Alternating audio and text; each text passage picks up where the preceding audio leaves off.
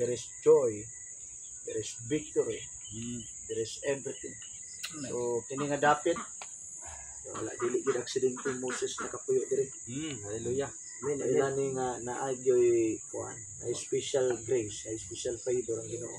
Dili pa ni Jordan na kay wa mo tabok. Praise the Lord. Hindi ka na bulikan tabok. Bukay na ta. Nato ablihan atong Bible no, atong mga cellphone. Common ni nga verses pero at least nga maka-encourage ni nato. In Philippians chapter 4, beginning in verse 4 to verse 7. Rejoice in the Lord always. I will say it again. Rejoice. Let your gentleness be evident to all. The Lord is near. Do not be anxious about anything, but in every situation, by prayer and petition with thanksgiving, present your requests to God. And the peace of God, which transcends all understanding, will guard your hearts and your mind in Christ Jesus. Amen. Amen, amen. May the Lord bless His word tonight. Amen.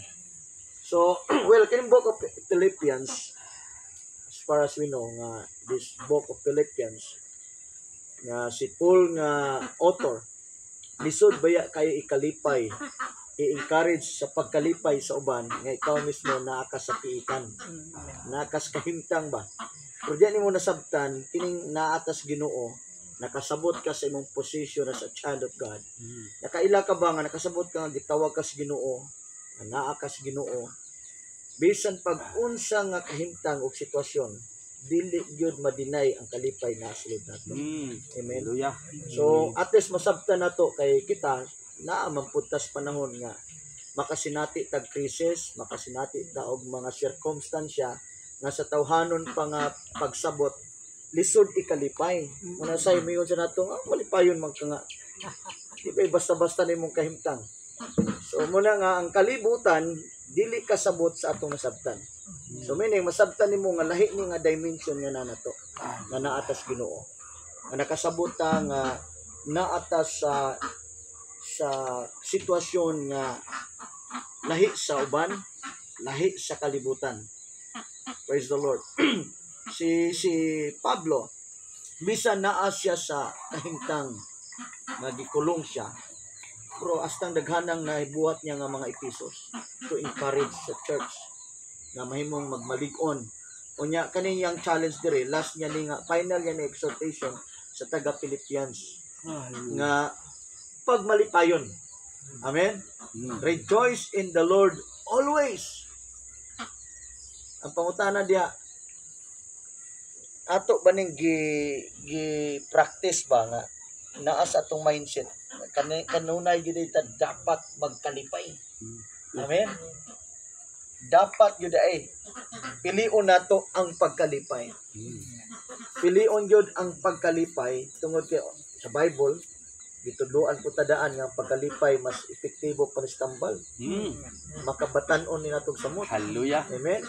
A merry heart do it good like a medicine.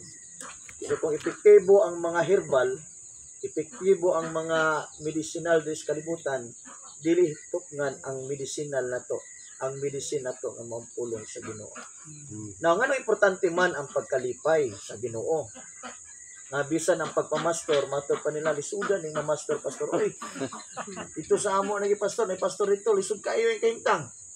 Di ba say masampol nila tong say na nga obserbahan na sa uban ba? Ay kanuan brad? Pastor mo dito, ang pastor dito sa among lugar kay man isud kay kahimtang.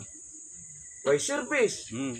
Unya wala bag sa unang panahon ba ilang na-recall nga ang sapatos kuno sa pastor sa una. Di pagit gwapo. Ana, say kuno ang lapalapar katangtang na. Pero wa sila kabantay nga mga pastor sa una, daghan yung pastor sa una nagisod.